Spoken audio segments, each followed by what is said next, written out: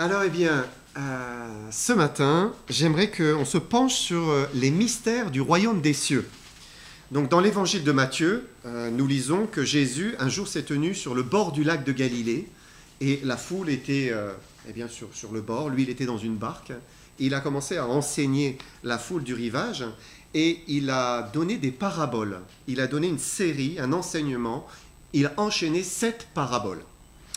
Qu'est-ce qu'une parabole ? Une parabole, c'est une méthode pour illustrer une vérité morale ou religieuse par une comparaison tirée de la vie courante. On prend quelque chose de la vie courante, voilà, on prend une histoire et on peut communiquer une vérité. C'est précieux une parabole parce que ça marque. Vous savez, quand vous dites une vérité, bon d'accord, mais quand vous l'illustrez avec quelque chose que les gens connaissent, là vous retenez. Souvent on retient l'illustration et du coup on retient la vérité, de fait. Et donc Jésus utilisait beaucoup les paraboles. Mais Jésus n'a pas employé des paraboles simplement pour que ce soit plus clair. En fait, c'est un paradoxe. Mais parfois, c'était plus clair pour certains, c'est-à-dire pour les disciples à qui il expliquait. Et puis pour d'autres, ça devenait obscur.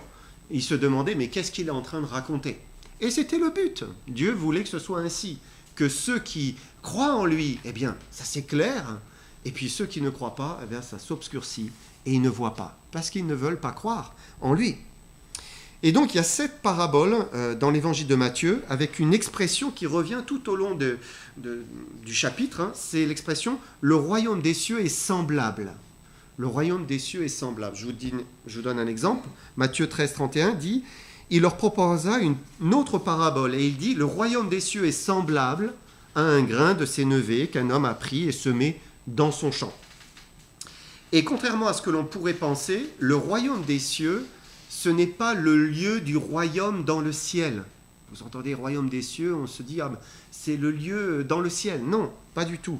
En fait, le royaume des cieux, c'est plutôt une période de temps.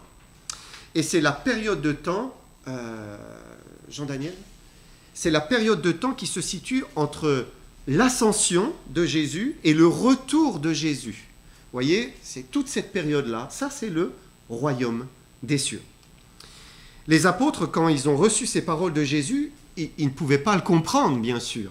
Ils étaient le nez dans le guidon, si je peux dire. C'était impossible qu'ils le comprennent. Alors bien sûr, eux, ils en tiraient un enseignement, parce que pour chaque parabole, à chaque fois, il y a un enseignement spirituel, donc ils pouvaient retenir des choses, être nourris. Vous savez combien la parole de Dieu, elle est riche, et voilà, on retient des choses à plusieurs niveaux, il y a plusieurs lectures. Mais ils ne pouvaient pas encore comprendre qu'il s'agissait d'une période de temps. Et quelle était cette période de temps ?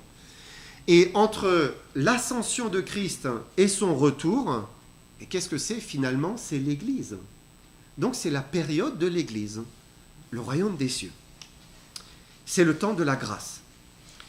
Et il y a un passage des Écritures qui nous décrit aussi cette période. Un autre passage dans la Bible, dans le Nouveau Testament, c'est-à-dire cette période de l'Église entre l'ascension et son retour. Ce passage, c'est Apocalypse chapitre 2 et 3. Et c'est les lettres aux églises. Vous vous souvenez, lettres aux 7 églises. Donc, Jésus-Christ va donner un message à 7 églises. Il s'adresse à des églises locales. Donc, écrit à l'ange, ou le messager, ange c'est aussi messager, de l'église d'Éphèse. Écrit au messager de l'église de Smyrne, écrit au messager de l'église de Pergame. Donc il s'adresse vraiment à des églises qui existaient à l'époque où Jean reçoit cette révélation et il écrit. Et Jésus, dans ses lettres, il donne des messages d'encouragement, des louanges aussi, mais aussi des reproches, des mises en garde. Et parfois, il est sévère, très sévère, des condamnations. Et les théologiens d'autrefois se sont aperçus que finalement, ces différentes églises-là, toutes ces petites églises, représentaient des périodes de l'histoire de l'Église, entre l'ascension de Christ et son retour. Tu peux mettre la suivante. Donc, voilà, c'est à chaque fois des messages aux églises de l'Apocalypse, mais ça représente des messages à des périodes de l'Église, en fait, dans le temps. Et logiquement, ça veut dire que si on met en parallèle les paraboles de Matthieu, hein, et les églises de l'Apocalypse, eh bien, on va trouver une correspondance. On va voir qu'il y a quelque chose qui s'accorde. Hein. Alors, eh bien, on va voir d'abord la première parabole. Première parabole. Non, si tu veux mettre l'autre illustration avant. Voilà. Première parabole, donc je voulais illustrer à chaque fois, parabole du semeur. Maintenant, on va lire le texte, Matthieu 13, versets 1 à 18. Ce même jour, Jésus sortit de la maison et s'assit au bord de la mer. Une grande foule s'étant assemblée auprès de lui, il monta dans une barque et il s'assit. Toute la foule se tenait sur le rivage. Il leur parla en parabole sur beaucoup de choses et il dit : un semeur sortit pour semer. Comme il semait, une partie de la semence tomba le long du chemin. Les oiseaux vinrent et la mangèrent. Une autre partie tomba dans les endroits pierreux, où elle n'avait pas beaucoup de terre. Elle leva aussitôt, parce qu'elle ne trouva pas un sol profond, mais quand le soleil parut, elle fut brûlée et sécha, faute de racines. Une autre partie tomba parmi les épines. Les épines montèrent et l'étouffèrent. Une autre partie tomba dans la bonne terre. Elle donna du fruit, un grain 100, un autre 60, un autre 30. Donc, c'est une histoire enfantine. Hein, c'est très simple. Hein. Jésus prend quelque chose qu'il connaissait bien, un semeur qui sort pour semer, et la semence tombe dans différents types de terrains. Alors, il y a le long du chemin, c'est dur, hein, vous savez, c'est la terre qui est piétinée. Alors, eh bien, les oiseaux viennent, mangent la semence. Le terrain pierreux, il y a un peu de terre, ça prend un peu, et puis ça finit par sécher. Ou bien un endroit où il y a des épines, des mauvaises herbes, et puis la semence est étouffée. Ou bien finalement la bonne terre, ça tombe dans de la bonne terre labourée, et là, ça commence à porter beaucoup de fruits. C'est une parabole qui est très facile, d'autant que Jésus donne l'explication ensuite aux disciples. Il explique que finalement le semeur c'est Dieu, hein, qui sème la parole de Dieu, et la parole de Dieu, l'évangile, tombe dans différents types de cœurs. Les terrains, ce sont des cœurs. Et il y a des cœurs qui sont durs. La parole ne pénètre pas du tout. Le malin vient, hop, retire vite la parole. C'est parti, ils l'ont oublié. Terminé. D'autres cœurs, eh bien, ils sont comme là où il y a des pierres, mais un peu de terre. Au départ, ils reçoivent la parole. Waouh! Ils sont enthousiastes. Et puis, le lendemain, ils ont oublié. Voilà, ça a séché, terminé. Ou bien, ils reçoivent, mais en même temps, ils ont du mal. Ils ont trop de soucis, ils pensent trop à leurs problèmes, à leur vie, à eux-mêmes. Et finalement, la parole de Dieu ne peut pas germer dans leur cœur. Ou bien, le cœur est prêt et il reçoit la parole. Et là, ça germe, ça prend racine. Et ça transforme leur vie. C'est ça. Et finalement, on peut se poser la question, quel est notre type de cœur? Et vous savez, c'est valable à la fois pour celui qui est loin de Dieu, qui ne le connaît pas réellement, et pour le chrétien. Parce que nous aussi, quand on vient le dimanche matin, dans quel état sommes-nous? Quel est notre cœur ce matin? Est-ce que mon cœur est ouvert et prêt à recevoir, ou bien je suis dur, ou bien j'ai trop de soucis et je ne les ai pas remis aux pieds du Seigneur, ou bien je la reçois, je dis « Ah oui, je veux marcher avec toi, Seigneur », et puis le lundi matin, c'est terminé. On peut se poser la question. Mais finalement, de quoi nous parle cette parabole? Elle nous parle de l'évangélisation, en fait, de semer la parole de Dieu, de semer le message de l'évangile. Et c'est ce qui s'est passé pour cette première église, en fait. Quand vous regardez les premiers chrétiens dans le livre des Actes, ça commence à la Pentecôte. Qu'est-ce qu'ils font? Ils vont répandre le message de l'évangile. Et voilà, ils jettent la semence. Mais croyez, il est vraiment ressuscité, il est mort pour vous, il peut vous sauver. Ils sont allés comme ça semer l'évangile. Et le résultat, ça a été que certains n'ont pas cru, ont rejeté, certains n'ont pas fait du tout attention, certains étaient trop préoccupés par leurs soucis, et puis d'autres se sont convertis à Jésus-Christ. Maintenant, on peut faire le parallèle avec le premier message à l'église de l'Apocalypse. Donc, c'est l'église d'Éphèse. C'est l'église qui se situe entre 30 et 100 après Jésus-Christ. Alors, j'ai arrondi 30 parce qu'on ne sait pas exactement la date où Jésus-Christ est remonté au ciel. Il est mort, il est ressuscité et il a vécu l'ascension. Mais c'est l'église apostolique, l'église des apôtres. Quel est le message que Christ lui donne dans l'Apocalypse? Jésus en parle comme d'une église qui est solide, qui est fidèle. Il va dire, je connais tes œuvres, ton travail, ta persévérance, je sais que tu ne peux supporter les méchants, etc. Voilà, c'est une belle louange. Hein. Et cette première église, elle a beaucoup accompli pour Jésus-Christ. Plus loin encore, il va parler de sa persévérance, qu'elle a souffert pour son nom, qu'elle ne s'est point lassée. Donc c'est une église qui a fait un travail énorme pour l'évangile, puisque c'est celle qui était précurseur pour aller répandre la parole de Dieu. Ils avaient du zèle, ils avaient un amour pour le Seigneur. Les chrétiens témoignaient, chantaient, priaient, se réunissaient. C'est beau. Lisez le livre des Actes et vous le verrez. Et ça cadre parfaitement avec la parabole du semeur. Voilà, ils ont semé, semé, semé. Mais Jésus a quand même un reproche à lui faire. Il lui dit, dans l'Apocalypse, il lui dit, mais ce que j'ai contre toi, c'est que tu as abandonné ton premier amour. Voilà, tu as bien commencé, tu as bien répandu la parole, mais à un moment, tu as commencé à te relâcher et tu as abandonné cette flamme, cet amour pour moi. Et à chaque fois, quand vous avez les églises, vous avez la tendance majoritaire, la tendance générale, on va dire, de l'église durant cette période. D'une manière générale, les églises locales, les chrétiens, étaient conquérants au niveau de l'évangile, mais ils se sont relâchés vers la fin. Et Jésus souligne un danger. C'est vrai aussi pour nous. Est-ce que nous sommes toujours dans le premier amour ?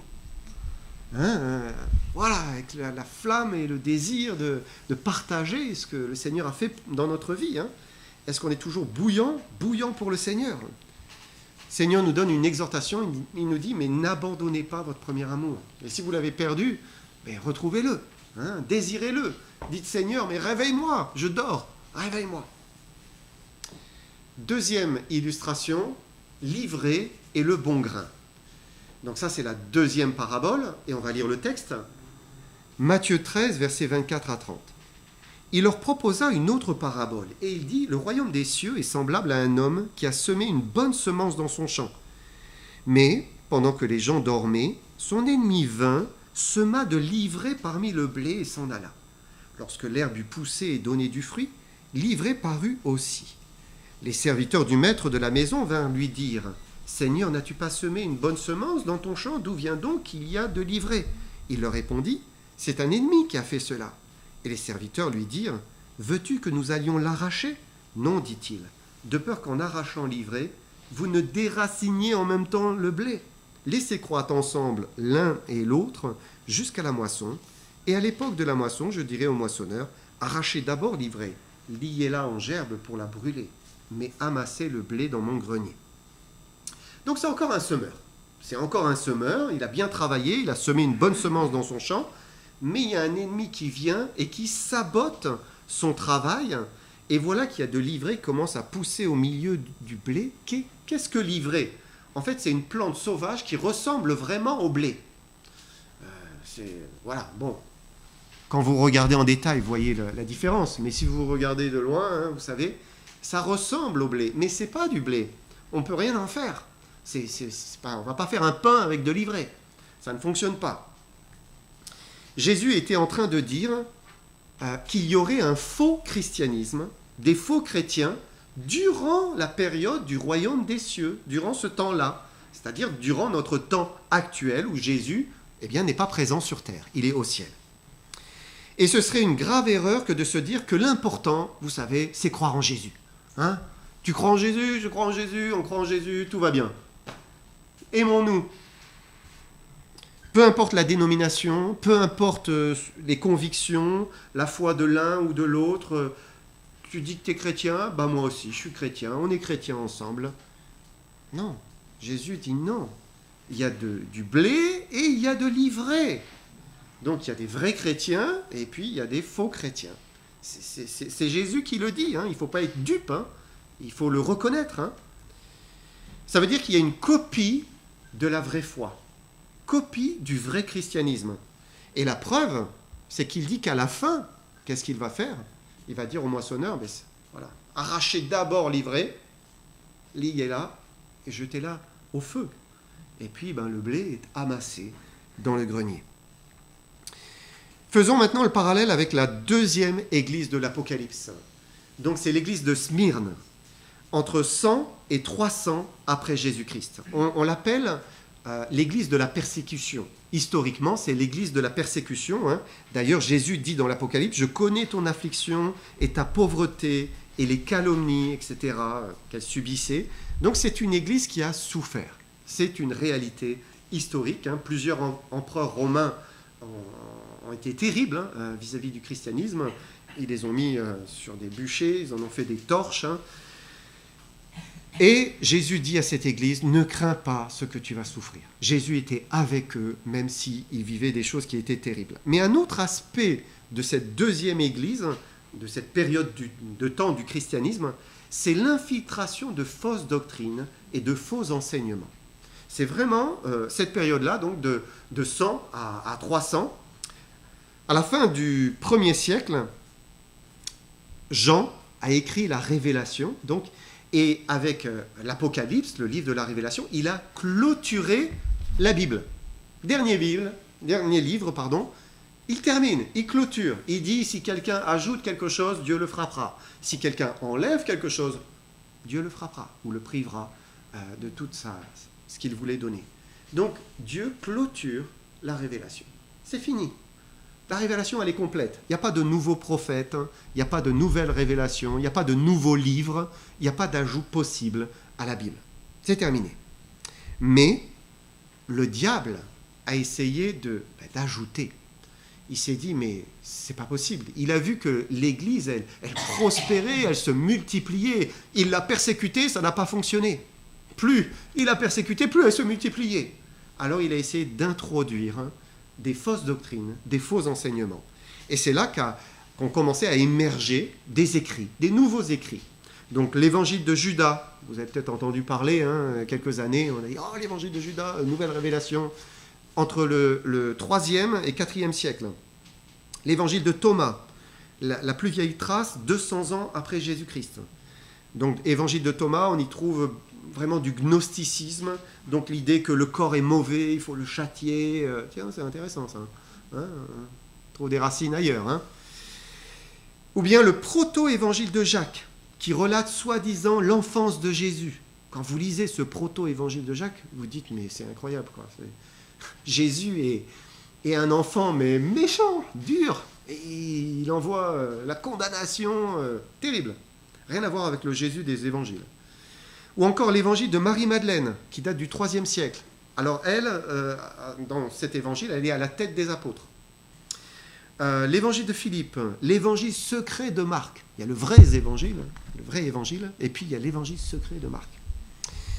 L'histoire de Joseph le charpentier, l'évangile de Pierre, de Barnabas, etc. Il y a d'autres écrits. Et finalement, de ces écrits, eh bien, c'est ce qui a engendré les sectes, les mouvements qui allaient contraire à la parole de Dieu. L'ivraie a commencé à pousser au milieu du blé. Il y a aussi un certain Arius, par exemple, qui n'a pas écrit un évangile, mais c'était un prêtre religieux, quelqu'un qui conduisait une église, et il a commencé à enseigner que Jésus avait été créé, et donc qu'il n'était pas éternel. Il est la première création, il aurait été la première création. Il n'est pas Dieu au même titre que son Père. Et là, ça vous dit quelque chose. Et vous dites, mais en fait, les témoins de Jéhovah n'ont rien inventé. Ils ont repris l'arianisme, c'est tout. Voilà, c'est toutes les fausses doctrines ont commencé à émerger. Et voilà, et certains sont venus y piocher. C'est l'ivraie au milieu du blé. Donc, avec cette église de Smyrne, il faut retenir deux choses. Dieu permet parfois que ses enfants passent par la persécution. Et voilà, il faut l'accepter. Quand on vit cela, il faut le traverser, il faut s'accrocher au Seigneur. Et le Seigneur promet qu'il donnera la couronne de vie. Et puis la deuxième chose, c'est qu'il faut combattre pour la foi qui a été donnée une fois pour toutes. Il n'y a pas d'autres écrits. Il faut serrer la parole de Dieu dans son cœur. Tout ce qui est en dehors de la Bible, ça vient du malin. Ensuite, troisième parabole, le grain de sénévé. Le grain de sénévé, et on va lire le texte, Matthieu 13. il leur proposa une autre parabole et il dit : le royaume des cieux est semblable à un grain de sénévé qu'un homme a pris et semé dans son champ. C'est la plus petite de toutes les semences. Mais quand il a poussé, il est plus grand que les légumes et devient un arbre, de sorte que les oiseaux du ciel viennent habiter dans ses branches. Qu'est-ce que ça veut dire ? Alors ça nous décrit quelque chose d'incroyable, de paradoxal. La plus petite des semences a été plantée en terre et elle pousse jusqu'à donner un arbre gigantesque et les oiseaux viennent se nicher dans les branches. Et Jésus souligne ici une croissance qui est anormale. C'est une petite chose et la croissance est anormale. Si bien qu'un jour même les oiseaux viennent dans ses branches. Qu'est-ce que la semence ? La semence, on le sait, puisque en fait vous pouvez tirer des autres paraboles ce que c'est. La semence, à chaque fois, c'est la parole de Dieu. Donc c'est l'évangile. Hein, c'est l'évangile. Ensuite, le champ, c'est toujours le monde. Donc l'évangile est semé dans le champ, il est semé dans le monde. Et Jésus dit que là, eh bien, ça commence à pousser, mais à un moment, ça prend une proportion, une croissance anormale, si bien que les oiseaux viennent dans ces branches. Les oiseaux, c'est quoi ? Les oiseaux, si vous vous souvenez, dans la première parabole, c'est ceux qui viennent prendre les graines qui sont sur le chemin. C'est le malin.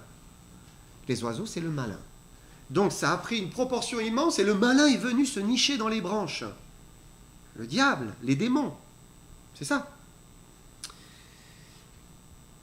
Alors ça paraît énigmatique au premier abord, hein, mais en fait ça correspond avec un fait historique dans l'histoire du christianisme, c'est la conversion de l'empereur Constantin. Qu'est-ce qui s'est passé ? L'empereur Constantin était un païen, comme tout l'Empire romain, hein, puisque certains des précédents empereurs avaient persécuté les chrétiens, mais lui, il voit un signe dans le ciel, apparemment comme une croix, un nuage, quelque chose.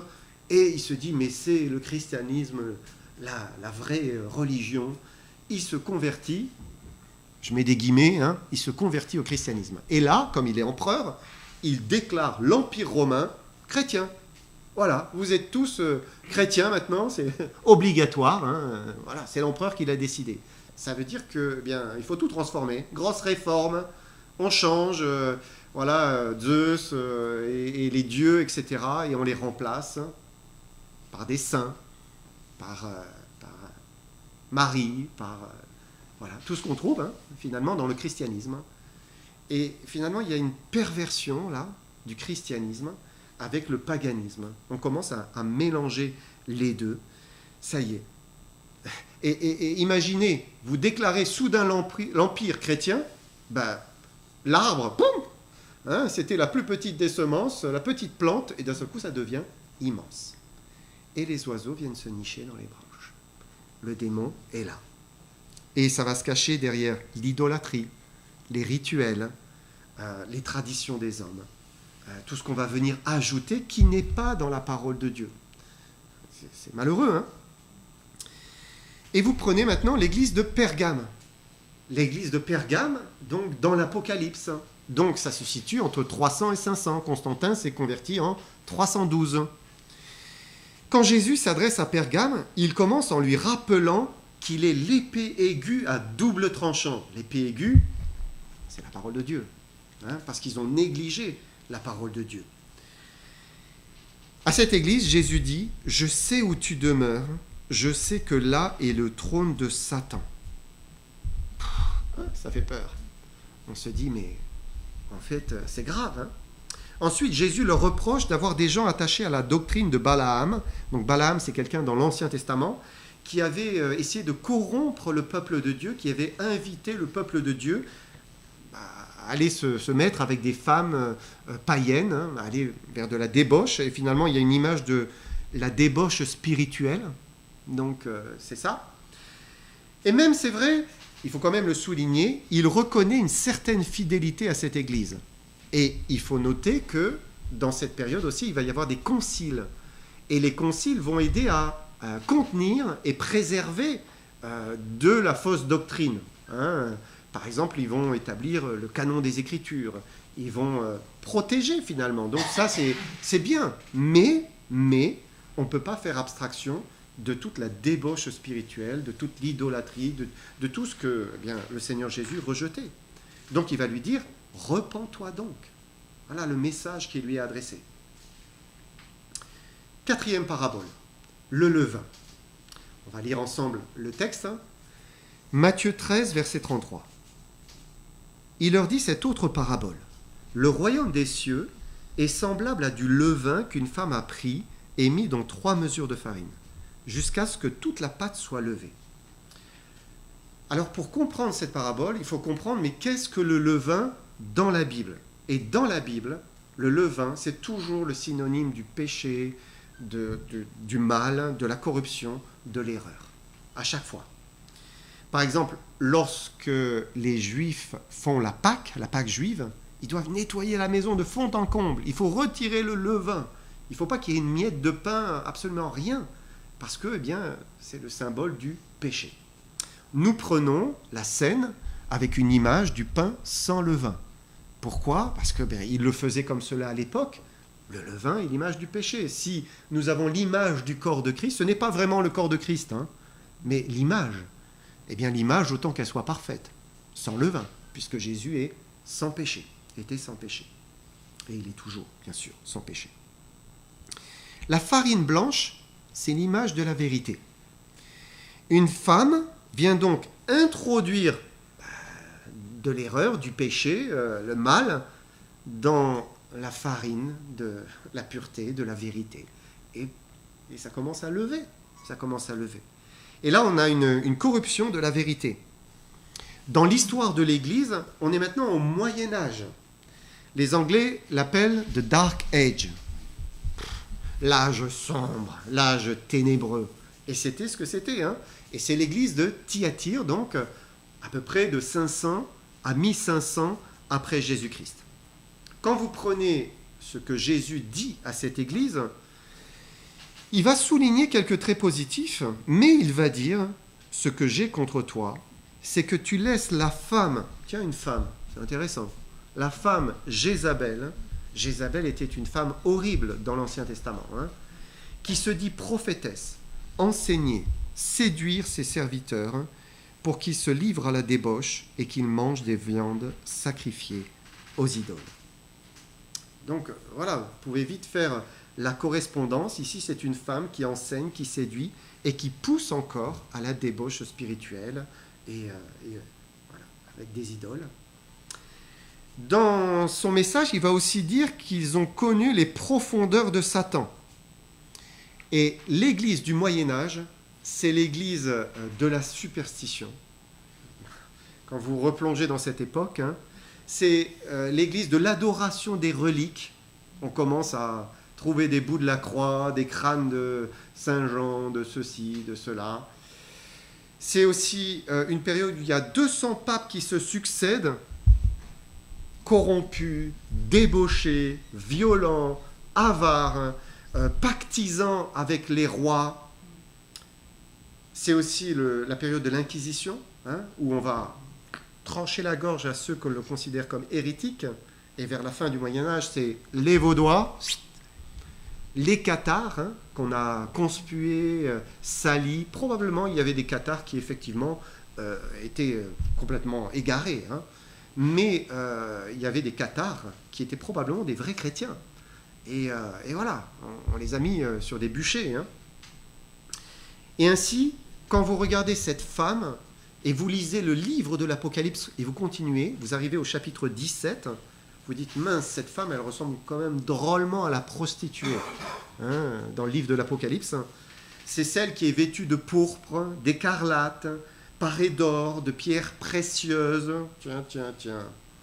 C'est celle qui a une coupe remplie d'abominations, d'impuretés. C'est celle qui corrompt par ses rituels païens. C'est celle qui est ivre du sang des saints et du sang des témoins de Jésus. Effroyable.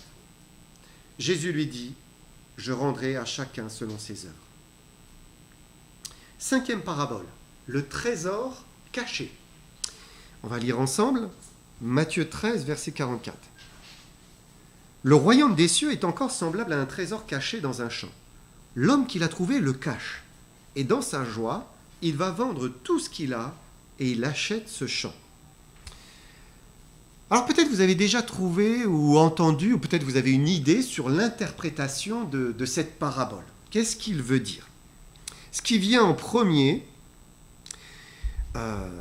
c'est de dire que l'homme, c'est nous, nous sommes l'homme, et on trouve un trésor. On trouve Jésus, on trouve l'Évangile, on trouve un trésor. Alors dans notre joie, on vend tout ce qu'on possède, et puis on se consacre, enfin ça veut dire on se consacre, et on acquiert le trésor. Vous voyez? Maintenant, quand vous prenez cette interprétation, il y a plein de problèmes. Le premier, c'est que Dieu ne nous demande pas de cacher l'Évangile. Il nous dit de crier sur les toits, de prêcher l'Évangile. La deuxième chose qui ne va pas, c'est que Dieu ne nous demande pas de tout vendre pour acquérir l'Évangile. Non. Bien sûr, il a dit au jeune homme riche, « Vends tout ce que tu as et suis-moi ». Mais c'était à lui, personnellement, parce qu'il avait un problème avec la richesse. Dieu ne demande pas ça à tous. Ce n'est pas une règle qui est reprise ailleurs. Et si on reprend le champ dans les paraboles, c'est le monde. C'est toujours le monde. Dieu ne nous demande pas d'acheter le monde. Donc non, ça colle vraiment pas, c'est pas ça. Par contre, l'homme dans les paraboles, c'est Dieu. Chaque fois, c'est Dieu. Donc, de nouveau, c'est Dieu, c'est Jésus-Christ ici. Et il est cet homme qui a trouvé un trésor caché dans le champ, dans le monde. Voilà, c'est intéressant. Le trésor, c'est l'Église fidèle. C'est une Église précieuse. C'est celle qui rejette les abominations, qui rejette l'idolâtrie. Et là, vous savez, on peut y voir l'Église de la Réforme. Donc, l'Église de Sardes, de 1500 à 1700. C'est intéressant parce que il dit que quand il a trouvé, il la cache. On peut se demander, mais comment ça? Est-ce que Jésus cache l'Église? Maintenant, si vous regardez la vraie Église de Jésus-Christ, qui peut dire « cette Église-là, c'est la vraie Église ». J'en suis sûr, c'est la vraie Église, c'est évident et le monde entier le sait. Non. La réalité, c'est que nous sommes cachés, les vrais chrétiens sont cachés au milieu d'un monde impie, qui est sans Dieu. Je vous lis un passage de Colossiens. Alors, je ne sais pas, je l'ai affiché, Jean-Daniel, je ne suis pas sûr. Non? Il dit, Colossiens 3, 3, 4, « Car vous êtes morts et votre vie est cachée avec Christ en Dieu. Quand Christ, votre vie, paraîtra, alors vous paraîtrez aussi avec lui dans la gloire. » Donc, Christ nous cache quelque part. Nous sommes cachés en Christ. C'est une réalité. Et donc, l'Église fidèle est cachée. Et Christ a donné tout ce qu'il avait, sa vie, pour acheter ce champ et racheter le monde. Pourquoi? Parce qu'il a payé le prix cher, le prix fort, pour acheter le monde. Il dit « Quiconque croit en lui reçoit par son nom le pardon des péchés ». Ça veut dire que vraiment, le monde entier est racheté. Et celui qui veut croit et il sera sauvé. C'est la promesse de Dieu. Et donc nous avons ici l'Église fidèle, une Église de la Réforme, l'Église protestante. Donc là, nous sommes au début de l'imprimerie et des milliers, des centaines de milliers de chrétiens catholiques vont en sortir par le biais de Luther, de Calvin, de Zwingli. Donc, ce sont des grandes figures de la réforme protestante, parce que c'était des catholiques, la plupart du temps, qui revenaient aux Écritures, se mettaient à lire la Bible, touchés par la parole de Dieu, se convertissaient vraiment. Ils étaient parfois prêtres, mais ils ne lisaient pas la Bible. Et le jour où ils se sont mis à lire vraiment, ils se sont convertis à Jésus-Christ. Et là, ils se sont dit, mais c'est pas possible Alors au départ, ils pensaient que l'Église catholique était de bonne foi dans l'erreur. Donc parfois, ils allaient visiter le pape en disant « mais j'ai découvert que c'est pas exactement ça ». Ils se sont fait rejeter, excommunier, et là ils se sont dit « non, c'est pas possible, je peux pas continuer dans l'erreur ». et ils se sont attachés à la parole de Dieu. Donc c'est la réforme protestante. C'est un retour merveilleux aux saintes écritures de la parole de Dieu. Mais en même temps, l'église de Sardes, Jésus va aussi dire des choses. Il va lui dire, je connais tes œuvres, je sais que tu passes pour être vivant et tu es mort. Intéressant. Et malheureusement, des grandes figures du protestantisme, comme Luther, comme Calvin, ont gardé, pas beaucoup, mais ils ont gardé quelques erreurs. Et une erreur du catholicisme, c'était de baptiser des bébés. Et quand vous baptisez les bébés, eh bien, dans une famille, vous baptisez vos enfants, ils naissent dans la famille, ils sont de fait, selon le baptême, catholique ou protestant. Et le protestantisme, petit à petit, a commencé à mourir. Au départ, c'était des vraies conversions. Ils sont venus à Jésus-Christ de tout leur cœur. Et petit à petit, ils ont commencé à mourir parce que les enfants étaient baptisés, oui, mais ne s'étaient pas réellement convertis. Et en grandissant, ils disaient je suis protestant, je suis luthérien, je suis calviniste. Mais il n'y avait pas une vraie conversion. Et c'est pas ils font une confirmation, c'est pas la confirmation qui changeait grand-chose. Et la réalité, eh bien, c'est que le protestantisme a commencé à mourir. Et aujourd'hui, l'Église protestante, sauf si elle va dire par exemple protestante évangélique, parce qu'elle s'est attachée à la parole de Dieu. Mais l'Église protestante unie de France, c'est-à-dire les luthériens et les calvinistes, tous ne sont pas au Seigneur. Et souvent, le pasteur n'est pas au Seigneur. Ça, c'est la réalité. Tu passes pour être vivant, mais tu es mort. Tu es mort. Tu n'as pas reçu la vie. Jésus va lui dire, rappelle-toi donc comment tu as reçu et entendu la parole. Et garde-la et reprends-toi. C'est intéressant. Rappelle-toi, au tout début, ce qui s'est passé pour toi. Repens-toi. 6e parabole, la perle. Une perle. Matthieu 13, 45 à 46. Le royaume des cieux est encore semblable à un marchand qui cherche de belles perles. Il a trouvé une perle de grand prix. Il est allé vendre tout ce qu'il avait et il l'a achetée. Cette fois, c'est un marchand. Bien sûr, c'est encore le Seigneur Jésus. Il a cherché des perles et à un moment, il en trouve une. Waouh, elle est parfaite celle-là, elle est magnifique. Il vend tout ce qu'il a pour acquérir la perle. Donc de nouveau, c'est répété. Jésus-Christ a donné sa vie, il a donné ce qu'il avait de plus précieux pour nous acquérir. La perle, c'est bien sûr une église sans tache, pure, précieuse, et c'est l'église de Philadelphie, donc 1700 à 1900. Dans tous les messages adressés aux églises, l'église de Philadelphie, c'est la seule où Jésus n'a pas de reproche à lui faire. C'est une perle, une vraie perle. Il va dire d'elle, « Je connais tes œuvres. Voici parce que tu as peu de puissance, que tu as gardé ma parole, que tu n'as pas renié mon nom. J'ai mis devant toi une porte ouverte que personne ne peut fermer. » Une porte ouverte.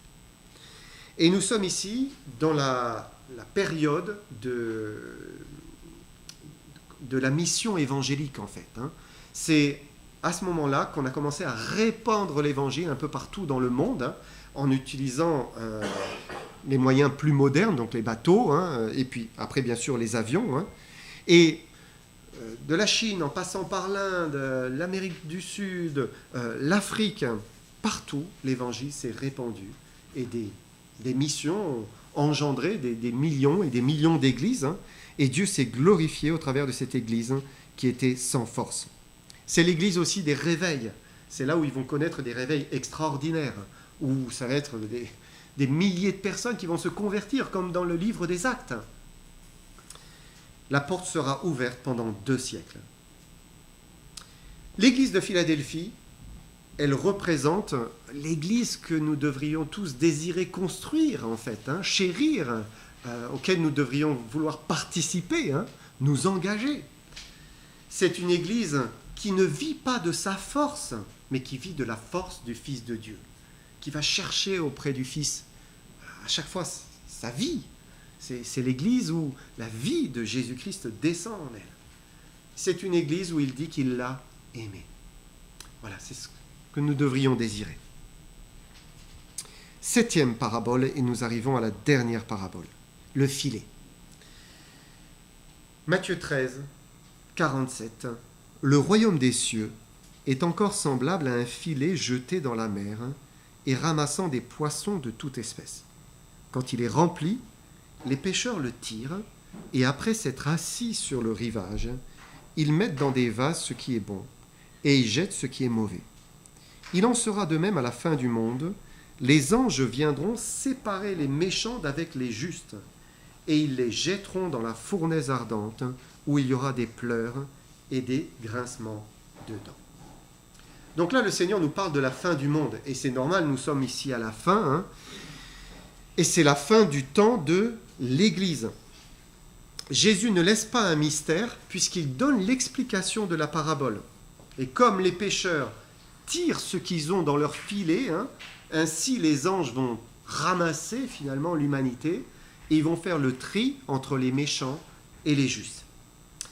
Et vous savez, le monde, il se berce lui-même dans de belles histoires d'une fin heureuse.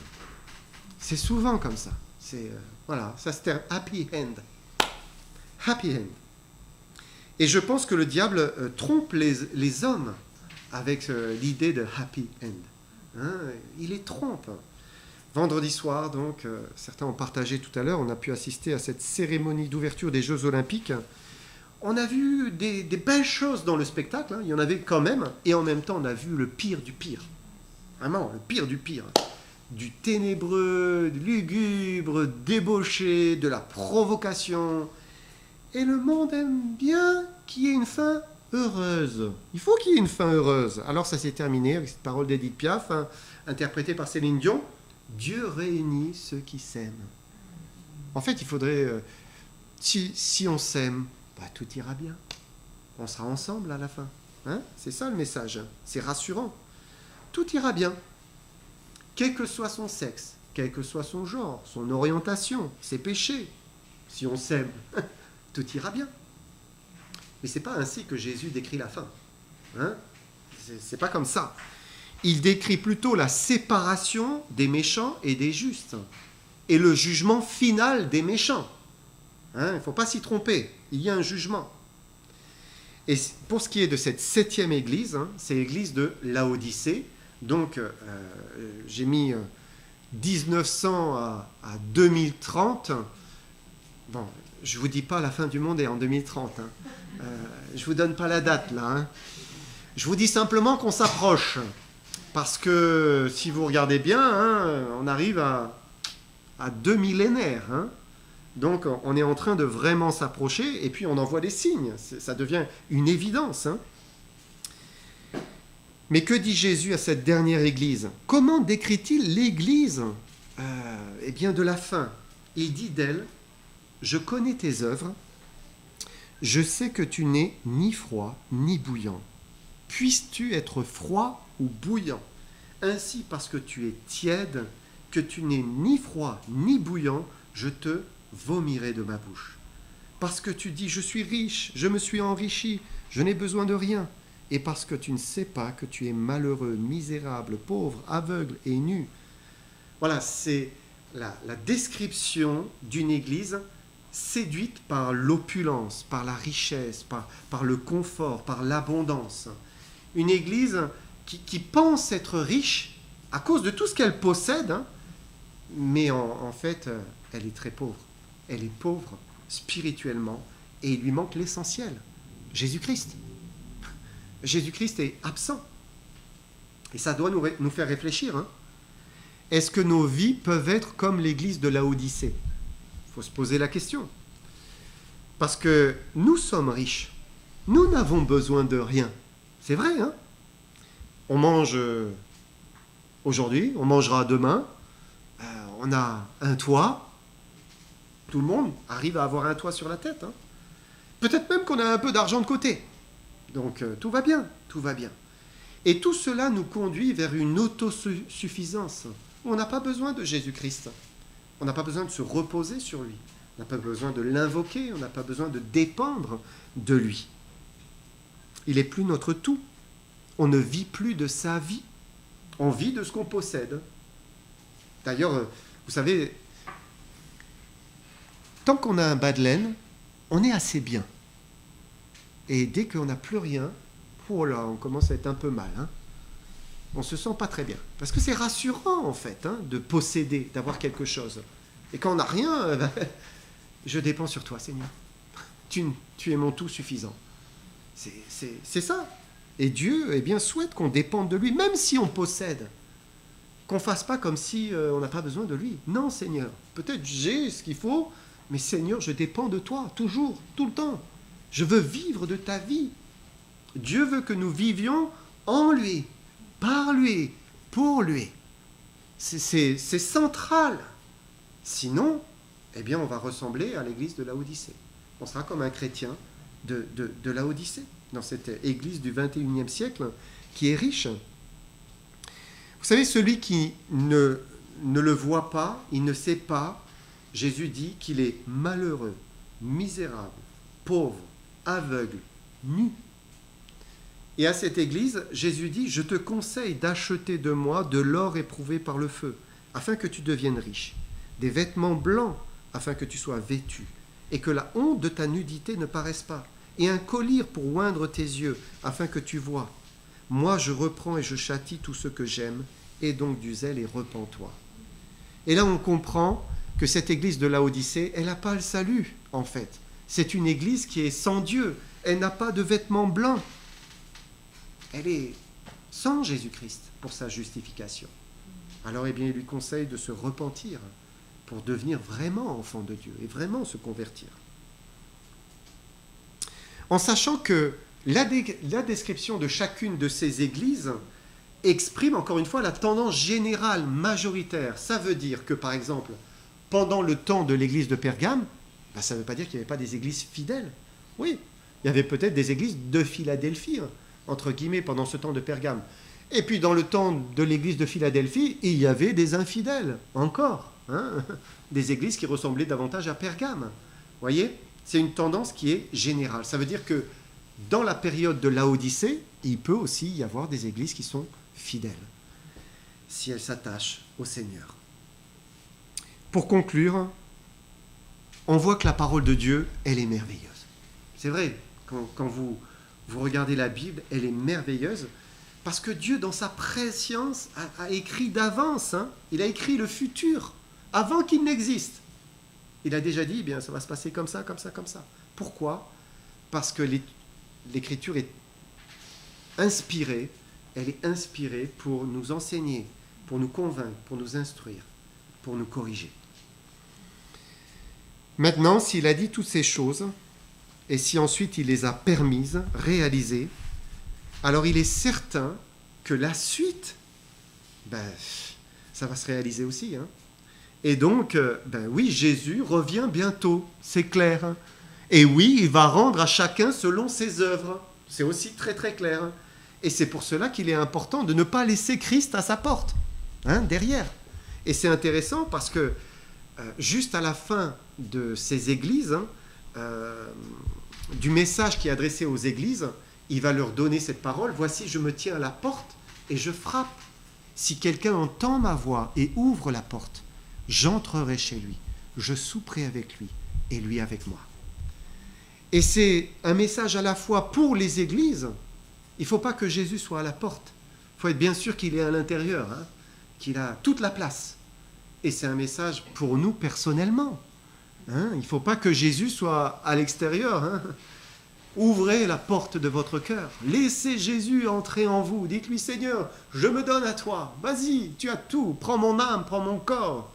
Je crois que tu es mort et ressuscité pour moi. Si vous le faites, il entre et il change votre vie. Il transforme votre vie.